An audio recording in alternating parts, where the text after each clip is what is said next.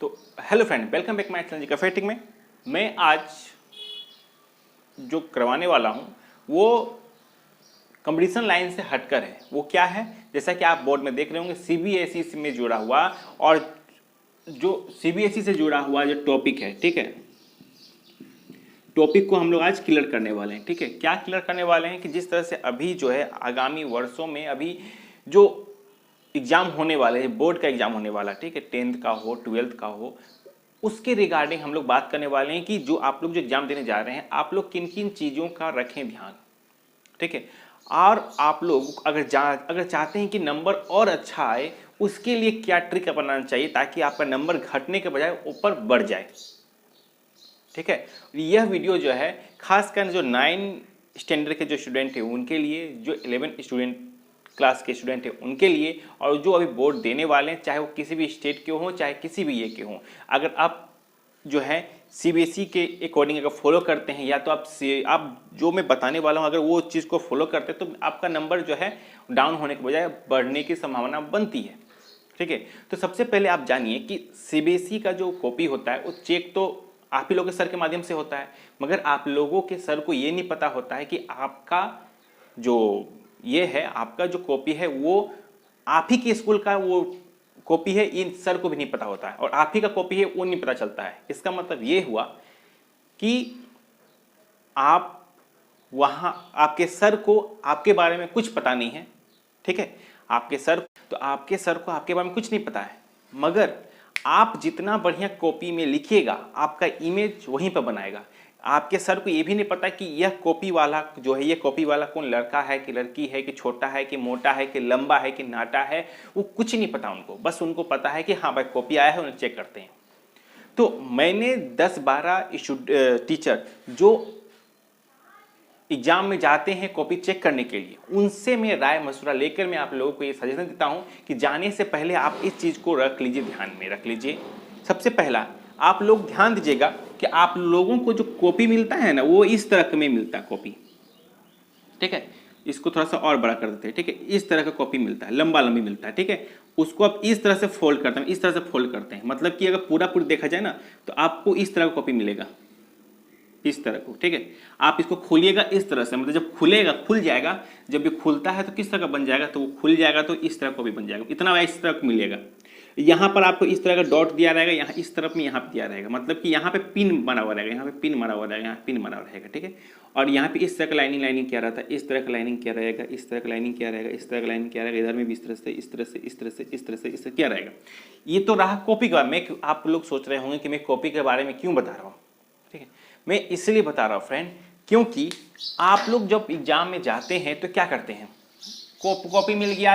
Answer मिल गया, बस copy में उतारना शुरू कर देते हैं। मगर ध्यान दीजिएगा, जब भी आप एग्जाम में जाते हैं तो आप ये चीज को नोट कीजिएगा, अगर आपका इस जगह जो ब्लैंक रहता है ना, इस जगह जो ब्लैंक रहता है, आप लोग यहाँ से शुरू करते हैं, एक नंबर देखें, शुरू करते तो सही, बहुत अच्छी बात है, मगर जितना ये एरिया छोड़ा हुआ है ना उतना ही आप एरिया, जैसे कि कॉपी है तो इतना इस एरिया को माप के इतना छोड़ दीजिए, मतलब कि इतना एरिया आप छोड़ दीजिए, इधर का भी इतना एरिया आप छोड़ दीजिए, यहाँ आपको भरना नहीं है। क्यों नहीं भरना है, ताकि आप लोग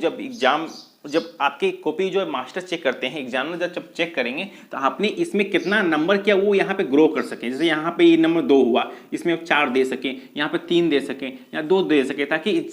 ये करने से क्या लगेगा कि सर को, जो आपके जो सर हों उनको पता चल जाएगा कि आप लोग स्टूडेंट जो है काफ़ी बड़े और हाई लेवल के जो स्कूल से पढ़े हुए, जैसे दिल्ली वगैरह का बोर्ड हो गया, उन लोगों के लिए। तो उन लोगों को जाहिर सी बात है कॉपी में ही दिख जाता है कि स्टैंडर्ड टाइप का, ये सब स्टैंडर्ड टाइप का होता है, इसमें आप लोग कोई छाट नहीं पाएगा। ठीक है, उन लोगों को ऑटोमेटिक माइंड में, इन लोग कितना कॉपी चेक कर चुके हैं, उन लोगों को अंदाजा हो जाता है कि ये किस स्कूल का कॉपी हो सकता है, ये कहाँ का इसको हो सकता है, अंदाजा हो जाता है उन लोगों को। तो आप लोग उन्हीं जो बढ़िया स्टैंडर्ड कॉपी अगर अपने आप को बनाना चाहते हैं कॉपी को, तो आप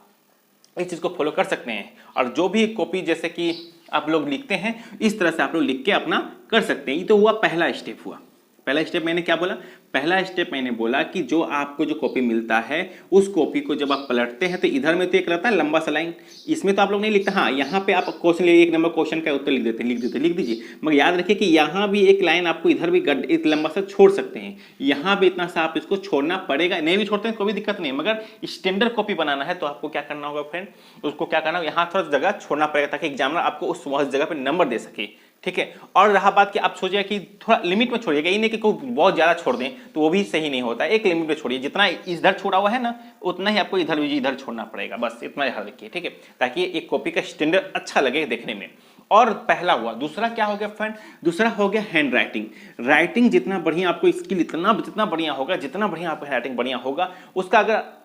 क्वेश्चन किसी का गलत भी लिखे हो ना तो मास्टर खुशी से आपका नंबर देख के भी आपको 1-2 नंबर आपको दे देता है, मजबूर हो जाता है, क्योंकि आपका हैंड राइटिंग जो कि बहुत अच्छा होता है, चाहे वो इंग्लिश के से जुड़ा हो चाहे हिंदी से जुड़ा हुआ आपका जो हैंड राइटिंग होता है, ठीक है। तो आपको पहला तो मैंने बताया कि आप जो है जो जगह छोड़ने का, दूसरा बोला राइटिंग स्किल करने का, और तीसरा बोला फ्रेंड, तो तीसरा मैंने क्या बोला, तो तीसरा मैंने बोल रहा हूं, इस चीज को नोट कीजिएगा, तीसरा मैंने बोला कि आप हमेशा टू द पॉइंट लिखिए। अगर आपसे पूछा जाए भारत को 18 जैसे कि मान लीजिए हिस्ट्री टॉपिक लेते हैं, 1857 की क्रांति का होने का क्या कारण है, तो इसका लिख दीजिएगा कि सामाजिक कारण था, आर्थिक कारण, ये नहीं लिखिएगा कि हाँ सामाजिक कारण ऐसे ऐसे ऐसे, कहानी की तरह नहीं लिखना। देखिए आप एक तो लिखने का ढंग देख लीजिए, एक होता है इस तरह का ढंग, इसी तरह का यहाँ पे एक कॉपी देख लीजिए, ठीक है। इसमें लिखने का ढंग क्या होगा, ऑटोमेटिक आप इस तरह से लिखते जा रहे हैं, लिखते जा रहे हैं, लिखते जा रहे हैं, लिखते जा रहे हैं, यहाँ खत्म कर दिए, ठीक है। वहीं अगर आप देखिएगा एक स्टूडेंट जो है यहाँ इस तरह से लिख रहा है, फिर इसके बाद यहाँ पैराग्राफ चेंज करने के बजाय यहाँ से फिर शुरू करा, यहाँ से लिखना शुरू किया, यहाँ से शुरू किया, यहाँ शुरू किया, यहाँ शुरू किया, फिर पैराग्राफ चेंज किया, यहाँ से लिखना शुरू कर दिया। एग्जामिनर इसमें आपको 4 नंबर देता है तो इसमें आपको 8 नंबर देता है। बोलिएगा क्यों, क्योंकि यहाँ टू द पॉइंट लिख रहा है, यहाँ पे एग्जामिनर समझ गया कि ये पॉइंट टू पॉइंट लिखते चल जा रहा है, एग्जामिनर यहीं पर 1 नंबर दिया, यहीं पर 2 नंबर दिया, यहाँ 3 नंबर दिया, ऑटोमेटिक पढ़ाते चल जाता है वो चीज़ को, ठीक है। अब एक और स्टूडेंट क्या करता है, वो एक और स्टूडेंट और डेवलप करे, अब इसको और डेवलप करने के लिए क्या कर दिया, वो जो कॉपी है इस कॉपी में क्या कर दिया, सबसे पहले क्वेश्चन लिख दिया, उत्तर लिखता है, क्या लिखता है, ब्लैक पेन से उसको हेडलाइन करता है कि हम इसके सामाजिक कारण 1857 क्रांति का क्या कारण है, तो सबसे पहले लिख दिया सामाजिक कारण लिख दिया। और लिखने के बाद क्या किया, वो एक नंबर इसका हो गया 1 नंबर, इसमें क्या लिख दिया, इस तरह से जैसे लिखा था उस तरह से लिख दिया, पहला लिख दिया। उसका फिर क्या किया भाई, उसका क्या किया, दूसरा नंबर लिखता है, दूसरा नंबर, फिर दूसरा टॉपिक सामाजिक कारण, फिर दूसरा लिख दिया आर्थिक कारण में दूसरा पॉइंट लिख दिया। तो मतलब कि 8 क्वेश्चन का अगर उत्तर लिखना है तो 8 को टॉपिक बना दिया वो, और वो ब्लैक पेन से लिखा, ब्लू पेन से उसको आपको डिटेल में वो लिख दिया, ठीक है। तो डिटेल में वो इस तरह से लिख दिया। तो इसमें आप बोलिए जाहिर सी बात है इस तरह के लिखने वाले को कम मार्क्स मिलता है, इस तरह को मीडियम मार्क्स मिलता है, इसमें पूरा मार्क्स मिलने के चांसेस रहता है, क्योंकि इसमें आपको आपने जितना पॉइंट लिखा उसी के आधार पर, अगर आपने 10 पॉइंट लिखा तो 10 नंबर मिलने का संभावना रहता है, अगर बशर्ते उस क्वेश्चन में कितना डिमांड किया जा रहा है। अगर वो क्वेश्चन 2 मार्क्स का है तो बस आप कहानी लिख दीजिएगा चल जाएगा, मगर अगर आपका वो क्वेश्चन 4 मार्क्स का है, अगर 8 मार्क्स का, तो आपको टू द पॉइंट ही लिखना आपके लिए बेटर रहेगा। अब बात की जाए हिस्ट्री का, अब बात की जाए हिंदी और इंग्लिश में क्या करें, तो हिंदी इंग्लिश में भी आप कर सकते हैं। मान लीजिए कि आपको क्वेश्चन दे दे, जैसे कि 9, 10 या 11, 12 में होगा, मान लीजिए सपोज एक क्वेश्चन दे दे, भिकाजी कामा को किसी रास्ते जाना क्यों नहीं चाहती थी, तो लिख दीजिए कि भिकाजी कामा इस वारन से नहीं जाना चाहते थी, इसका निम्नलिखित कारण था। जब निम्नलिखित डालते हैं तो इसका मतलब कि आप टू द पॉइंट वहां पे